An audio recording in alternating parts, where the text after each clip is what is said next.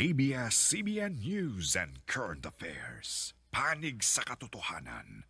Panig sa bayan.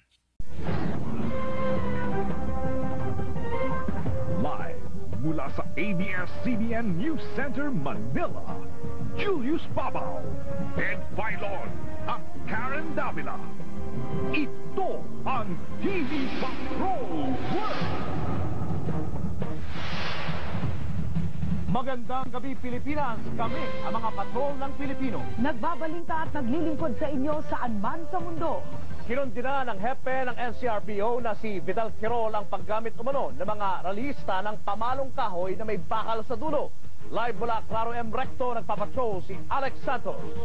Julius, matagumpay na naproteksyonan ng PNP ang Mendiola at Malacanang. Pero nagkaroon ng pukpukan at may mga nasugatan. Sinimula ng mga pulis ang araw nila sa isang banal na misa. Kakailanganin raw nila ito bago nila harapin ang mga ralista. Matapos bendisyonan, ininspeksyonan nila ang kanilang gamit.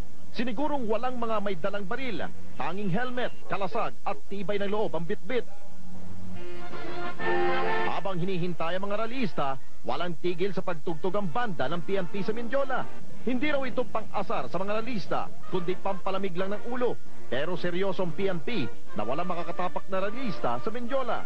May batas po tayo eh. So, kami lang po ay nagpapatupad ng batas. I hope they will understand our situation as much as we understand their situation. Pero ang aktor na si Pen Medina at ilang media men na nagba-Black Friday protest nakalusot. Pinalampas na lang iyon ng mga pulis. Pero hindi ang mga sumunod na dumating na ralista. Nasa frontline ng mga babaeng pulis. Di raw sila natatakot. Pero nang magkagirian,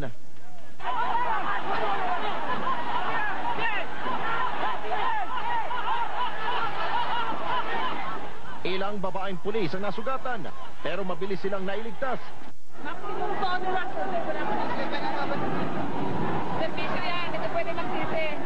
Isa si Senior Inspector Rosana Mangao ang nadali. Wala nang galang. Violation dun sa permit na sinasabi natin. Ang kanilang permit is to conduct rally at doon sila mag-ipon-ipon sa Liwasang Bonifacio at Plaza Miranda. Nanggagaliiti sa galit si NCRPO Chief Vidal Quirol. Bukod sa mga babaeng sugatan, putok ang ulo ni PO1 Alan Baisa ng NPD matapos pagpapalawin ng mga ralista. Pinalo siya ng mga nagrarally ng stick na ang dulo ay bakal.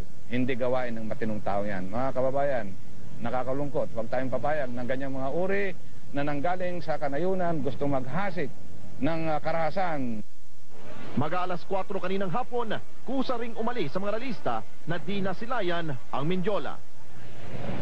Sinimula ng mga pulis ang araw nila sa isang banal na misa. Kakailanganin raw nila ito bago nila harapin ang mga ralista. Matapos bendisyonan, ininspeksyonan nila ang kanilang gamit. Sinigurong walang mga may dalang baril, tanging helmet, kalasag at tibay ng loob ang bitbit. Habang hinihintay ang mga ralista, walang tigil sa pagtugtog ang banda ng PNP sa Mendiola.